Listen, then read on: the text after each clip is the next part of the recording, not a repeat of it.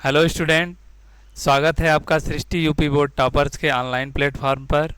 मैं शिवभूषण सर आज संबंध और फलन चैप्टर में टॉपिक जो है फलन का स्टार्ट करेंगे, जिसमें हम लोग जानेंगे कि फलन क्या होता है, इसके कितने प्रकार होते हैं। वैसे तो फलन के बारे में सब लोग क्लास 11th में पढ़े होंगे, ठीक है, लेकिन थोड़ा सा पहले हम लोग करेंगे उसका रिवीजन, और रिवीजन के बाद देखेंगे कि फलन के कितने प्रकार होते हैं, जो कि क्लास 12th में पूछा जाता है। तो आइए देखते हैं कि ये फलन है क्या। जैसा यहाँ हेडिंग है, फलन या फलन को हम लोग प्रतिचित्रण कहते हैं, फंक्शन या मैपिंग, ठीक है। फलन होता क्या है? फलन जो है संबंध का ही एक स्पेशल कंडीशन है, उसी कंडीशन को हम लोग फलन कहते हैं। अब वो क्या कंडीशन है उसको देखते हैं कि कोई संबंध f, वैसे तो संबंध को हम लोग दर्शाते हैं किससे? r से, लेकिन यहाँ पर हम लोग फलन को दर्शाना है, इसलिए पहले उस संबंध को हम लोग f से दर्शाएंगे। रहेगा संबंध ही, ठीक है ना। तो एक संबंध f जो समुच्चय a से b पर परिभाषित है वो फलन कहलाता है यदि समुच्चय A के प्रत्येक अवयवों का समुच्चय B में अद्वितीय प्रतिबिंब हो, ठीक है।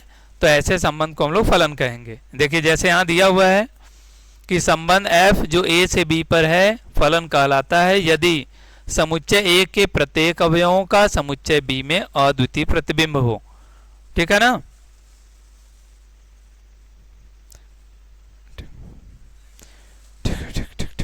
चलिए देखिए, जैसे देखिए इसमें एक वर्ड आया हुआ है, यहाँ पर ये एक वर्ड है अद्वितीय, ये प्रतिबिंब है अद्वितीय। देखिए अद्वितीय प्रतिबिंब है, इस अद्वितीय का मतलब होता है अद्वितीय। अद्वितीय का मतलब है एक से अधिक नहीं, एक से अधिक नहीं, या फिर दूसरा कोई नहीं, दूसरा कोई नहीं, ठीक ना। इस अद्वितीय का मतलब है कि एक से अधिक प्रतिबिंब ना हो, या कहें कि दूसरा कोई प्रतिबिंब ना हो, यानी केवल एक प्रतिबिंब मिले।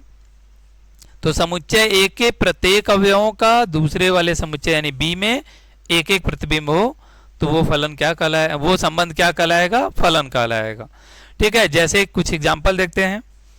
जैसे यहाँ समुच्चय ए और समुच्चय बी लिया गया है, ठीक है। देखिए समुच्चय ए में अवयव हमने माना है a1 a2 a3 और बी में माना है b1 b2 और b3।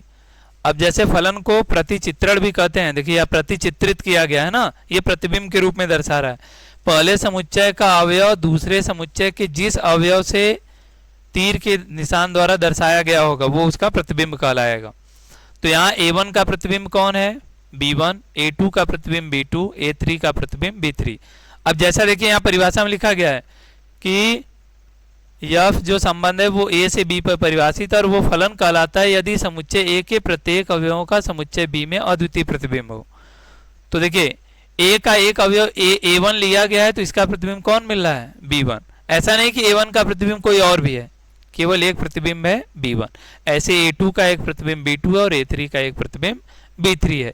तो यह जो संबंध समुच्चय a से b पर, इसको हम लोग कहेंगे फलन, जैसे यहाँ दर्शाया गया है। दूसरे वाले एग्जांपल में फिर से समुच्चय a और b पर एक संबंध f को दर्शाया गया, देखते हैं ये फलन है या नहीं। अब जैसे पहले वाले एग्जांपल में सीधा सीधा मिलाया गया ना, a1 b1 से, a2 b2 से, a3 b3 से।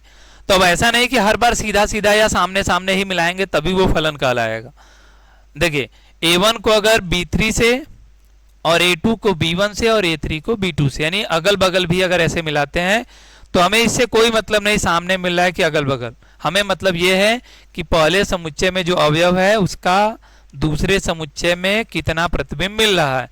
तो a1 का हमें केवल एक प्रतिबिंब मिल रहा है b3, a2 का एक प्रतिबिंब मिल रहा है b1 और a3 का एक प्रतिबिंब है b2, ठीक है। तो यह संबंध अब समुच्चय a से b पर संबंध, ये जो परिभाषा दिया गया है फलन का उसको संतुष्ट कर रहा है, इसलिए यह फलन भी, ये संबंध भी फलन कहलाएगा। तीसरे वाले एग्जांपल में देखते हैं। फिर से समुच्चय ए से बी पर एक परिभाषित संबंध एफ लिखा गया है। A1 B2 से संबंधित है, A2 B1 से, A3 B3 से, A4 B4 से, है ना। अब पहले समुच्चय में देखिए हर एक अवयव का दूसरे वाले में एक एक प्रतिबिंब मिल रहा है। पहले वाले समुच्चय के हर एक अवयव का दूसरे वाले में एक एक प्रतिबिंब मिल रहा है, तो ये संबंध भी एक फलन है। यहां पर इसमें भी देखिए A1 का B2 से, A2 का B3 से, A3 का B1 से और A4 का B4 से। इधर B दूसरे समुच्चय में B5 बचा हुआ है, तो दूसरे वाले समुच्चय में कुछ बचा है या नहीं बचा है उससे कोई मतलब नहीं है। बस यहाँ ये बोला गया है कि समुच्चय ए के प्रत्येक अवयवों का, समुच्चय ए के प्रत्येक अवयवों का बी में प्रतिबिंब मिलना चाहिए। बी में कुछ बच जाए उससे कोई मतलब नहीं है। तो देखिए A1 का प्रतिबिंब B2, A2 का प्रतिबिंब B3, A3 का B1 और A4 का B4। यहाँ भी पहले समुच्चय में कोई अवयव खाली नहीं है, हर एक अवयव का दूसरे वाले में एक एक प्रतिबिंब मिल रहा है, तो यह फलन की परिभाषा को संतुष्ट कर रहा है, इसलिए यह संबंध यह भी फलन कहलाएगा। ठीक है। अच्छा, इसमें देखते हैं पांचवें एग्जाम्पल में। देखिए पहला इस समुच्चय ए का पहला अवयव A1 जो है यह यहाँ दिख रहा है कि इसके दो प्रतिबिंब हमें दिखाई दे रहे हैं। A1 का प्रतिबिंब B1 है और A1 का प्रतिबिंब B2 भी है। अब बोला गया है कि समुच्चय ए के प्रत्येक अवयवों का समुच्चय बी में अद्वितीय प्रतिबिंब हो। अद्वितीय प्रतिबिंब मतलब एक से अधिक नहीं या दूसरा कोई नहीं। तो यहाँ तो A1 के हमें दो दो प्रतिबिंब दिखाई दे रहे हैं, B1 और B2, और आगे तो सब A1 A2 का एक प्रतिबिंब B3, A3 का B3 और A4 का B4 है। लेकिन यहाँ पहला अवयव ऐसा मिल गया ये A1 जिसके दो दो प्रतिबिंब आ रहे हैं, बस इसी वजह से यह फलन की परिभाषा को संतुष्ट नहीं कर रहा है। तो क्या लिखेंगे कारण में कि यह जो संबंध ये फलन नहीं है। तो क्यों नहीं है? क्योंकि अवयव A1 के दो प्रतिबिंब B1 और B2 हैं, यही कारण है कि यह फलन नहीं है। ठीक है। अच्छा, इसमें इस वाले एग्जाम्पल में देखते हैं। इस वाले एग्जाम्पल में समुच्चय ए में चार अवयव A1, A2, A3 और A4 है। बी में भी चार अवयव B1, B2, B3, B4 है। अच्छा, A1 के कितने प्रतिबिंब दिख रहे हैं, या A1 किससे संबंधित है? B3 से, तो A1 का एक प्रतिबिंब है। A2 किससे संबंधित है? B3 से, तो A2 का भी एक प्रतिबिंब है। A3 B3 से संबंधित है, तो इसका भी एक प्रतिबिंब है। और A4 B3 से संबंधित है, तो इसका भी एक ही प्रतिबिंब है। ठीक है ना। तो अद्वितीय प्रतिबिंब मिलना चाहिए, तो यहाँ पर हर एक पहले समुच्चय के हर एक अवयव का दूसरे वाले में एक प्रतिबिंब मिल रहा है, इसलिए यह भी फलन है। ठीक, बस इस बात का ध्यान रहे कि पहले वाले समुच्चय में कोई अवयव खाली न बचे, और पहले समुच्चय के एक अवयव का एक से ज्यादा प्रतिबिंब न हो, तब वह फलन कहलाएगा। ठीक है। अब इसके बाद आते हैं यहाँ पर कि अगर कोई फलन, अब संबंध अगर फलन बन चुका है, तो यदि यह एक फलन है जो समुच्चय ए से बी पर है तथा कोई क्रमित युग्म ए कामा बी उस फलन से बिलोंग करता है, जैसा कि सब पहले ही बताया गया कि ये जो फलन है ये भी एक संबंध होता है। तो संबंध में हम लोग इससे पहले पढ़े हैं कि संबंध में जो अवयव होते हैं वो क्रमित युग्म ए कामा बी के रूप में लिखे जाते हैं। तो यहाँ पर इस एफ में भी एक क्रमित युग्म है ए कामा बी, एक क्रमित युग्म ए कामा बी इस फलन एफ से बिलोंग कर रहा है, क्योंकि फलन भी एक संबंध है। तो अगर ये इससे बिलोंग कर रहा है तो हम लोग इसमें ए और बी को क्या कहेंगे कि ए का एफ के अंतर्गत प्रतिबिंब जो है वो बी है। ये ए और बी में ये जो क्रमित युग्म बनता है, जैसे यहाँ पर ए कामा बी हम लोग लिखते हैं ना, ए कामा बी में ये जो ए का प्रतिबिंब है, ए का प्रतिबिंब कौन है? ए का प्रतिबिंब जो है वो कहलाता है कौन? बी। यानी क्रमित युग्म का दूसरा अवयव पहले वाले का रहेगा प्रतिबिंब। वही चीज यहाँ कह रहा है कि ए कामा बी अगर कोई क्रमित युग्म फलन एफ से बिलोंग कर रहा है, तब ए का इस फलन एफ के अंतर्गत प्रतिबिंब क्या कहलाएगा? बी। और इसको दर्शाएंगे कैसे? इस तरह से लिखकर f of a equal to b, यानी फलन एफ के अंतर्गत ए का प्रतिबिंब कौन हो जाएगा? बी हो जाएगा। ठीक।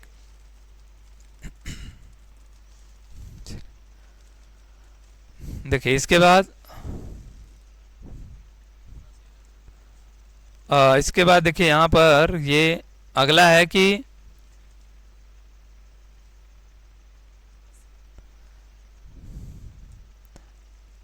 अगर बी को एफ ए का प्रतिबिंब कहते हैं, जो कि फलन एफ द्वारा ए का प्रतिबिंब यहाँ बन रहा है, तो ऐसे दर्शाया जाएगा। तो ए को क्या कहेंगे, ए के प्रतिबिंब को एफ आप ए से दर्शाते हैं, ऐसा यहाँ ये लिखा हुआ है, जो कि बी के बराबर है। अब ए को बी का क्या कहेंगे, तो ए को बी का पूर्व प्रतिबिंब कहते हैं। बी को ए का प्रतिबिंब कहेंगे तो ए को क्या कहेंगे, बी का, तो ए को बी का पूर्व प्रतिबिंब कहा जाता है।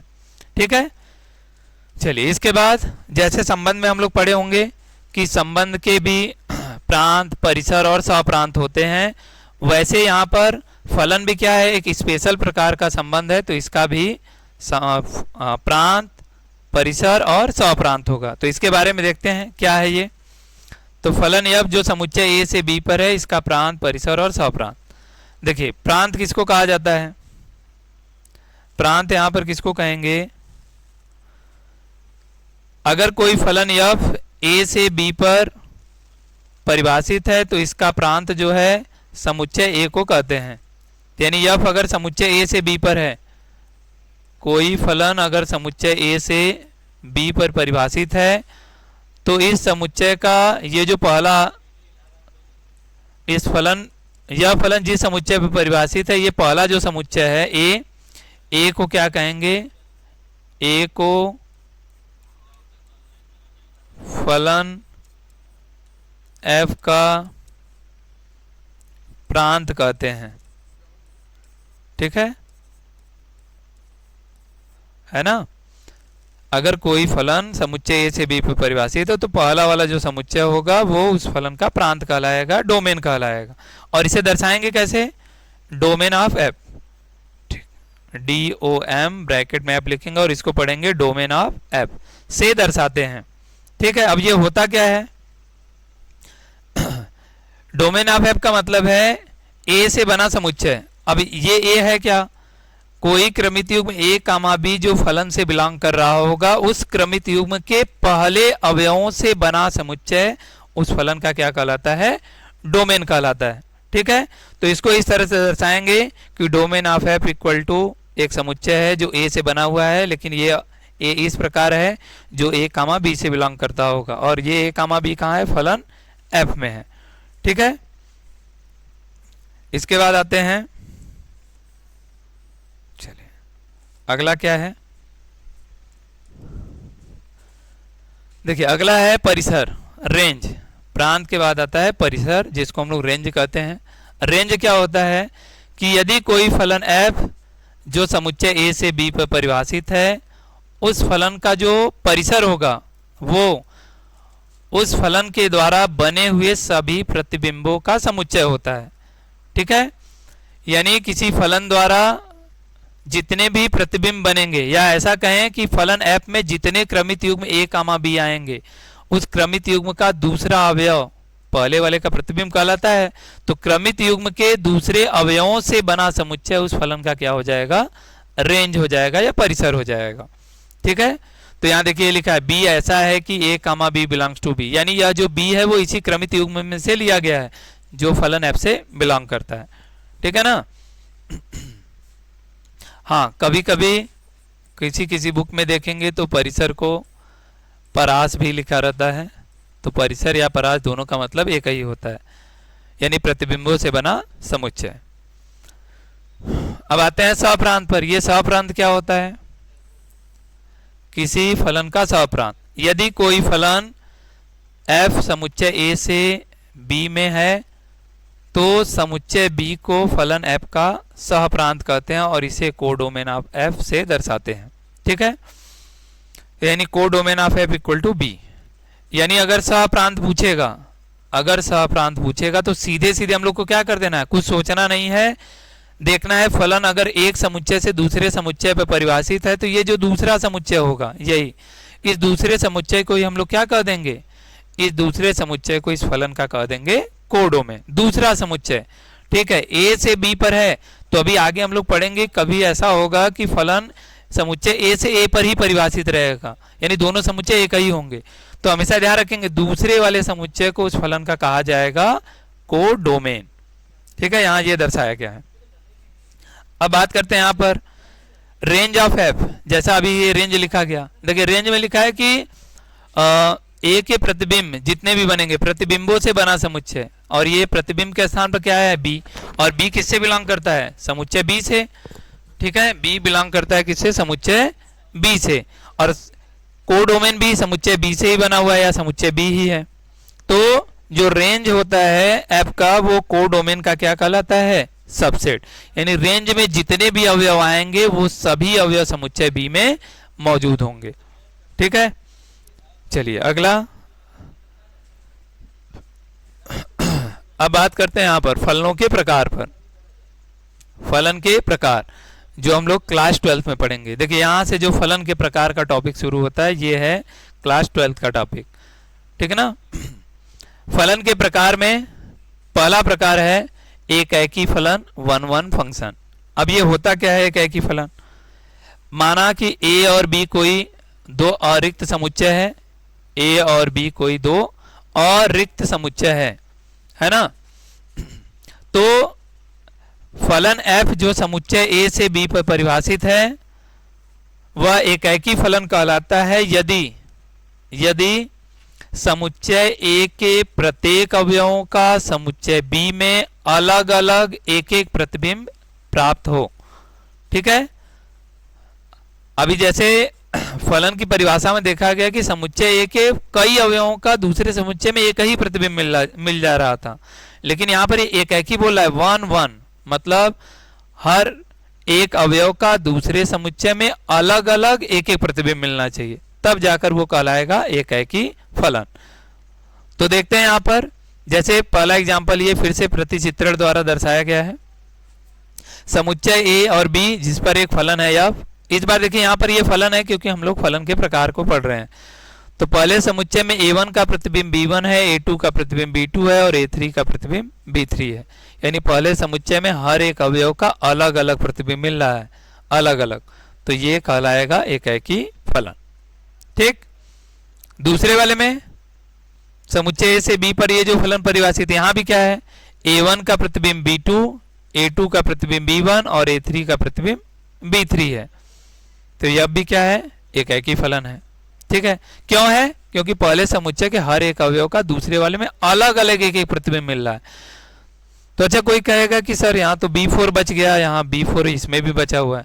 तो दूसरे समुच्चय में जो b4 बचा है हमें दूसरे समुच्चय से कोई मतलब नहीं है, क्योंकि यहाँ परिभाषा में लिखा गया है कि यह फलन एकाकी फलन कहलाएगा जब ए के प्रत्येक अवयवों का बी में अलग अलग प्रतिबिंब मिलेगा। ए के प्रत्येक अवयवों का, यानी ए में कोई अवयव छूटना नहीं चाहिए, कोई खाली नहीं होना चाहिए। बी में एक अवयव, दो अवयव, चार अवयव, उससे अधिक अवयव भी बच सकते हैं, लेकिन ए में कुछ ना बचे। तो देखिए इधर ना ए में कुछ यहाँ बचा है और ना ही यहाँ बचा हुआ है। तीसरे वाले एग्जाम्पल में देखते हैं। देखिए a1 का प्रतिबिंब इसमें कौन हो गया, b2 है, a2 का b3 और a3 का b4 है।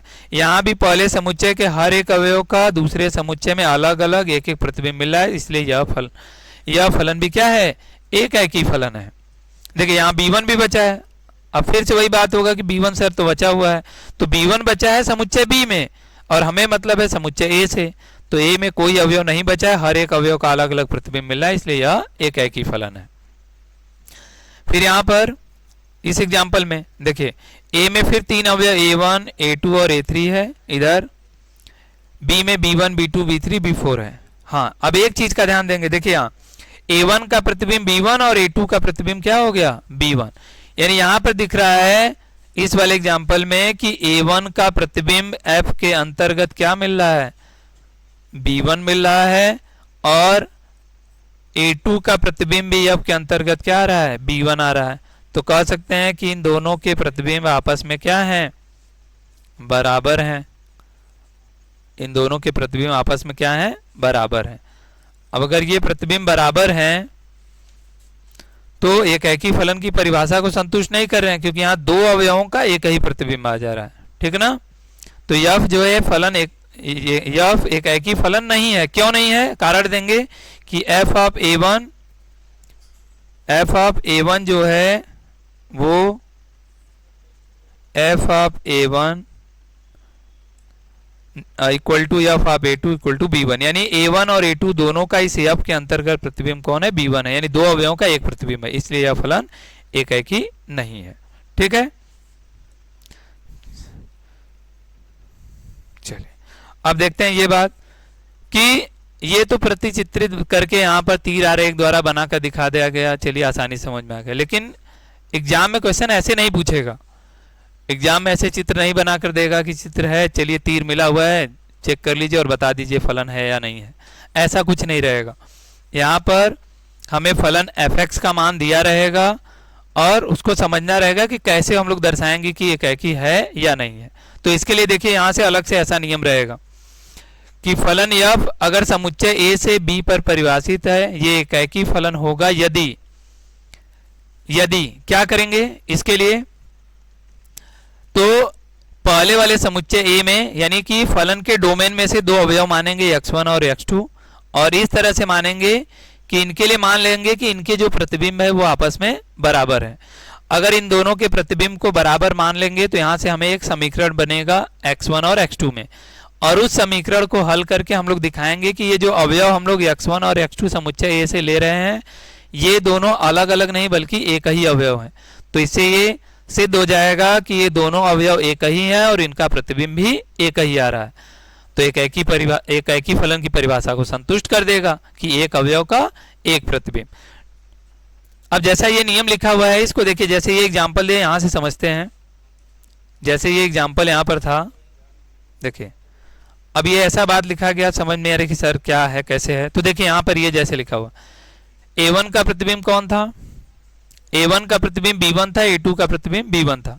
तो हमने लिखा ना f of A1 equal to B1 f of A, ऐसा लिख दिया गया। और यहाँ पर दिखाया गया कि f of A1 f of A2 के बराबर और ये B1 के बराबर है।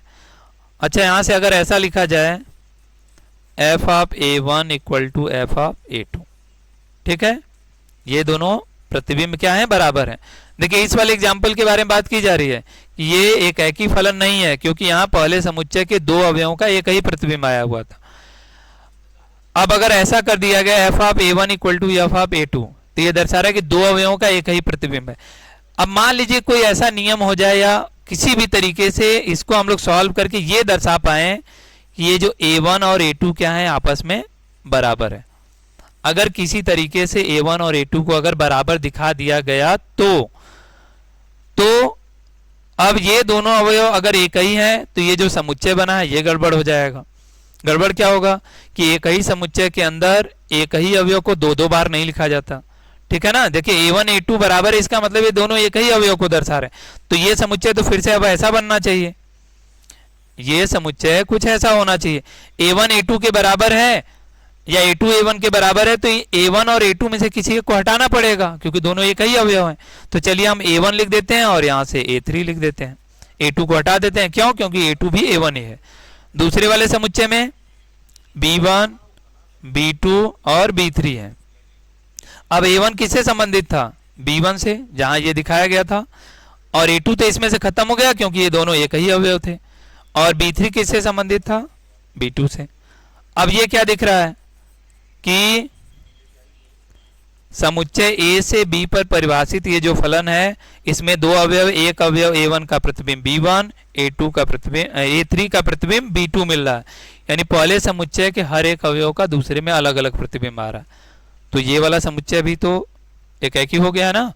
देखिए तो ये जो यहाँ नियम लिखा है इसका मतलब यही है कि हम लोग x1 x2 उस फलन के डोमेन में से लेंगे दो अवयव और उनके प्रतिबिंब को बराबर मानते हुए एक समीकरण बनाएंगे और उसको हल करके ये दर्शाएंगे कि x1 और x2 आपस में क्या है? बराबर है, यानी दोनों अवयव एक ही है।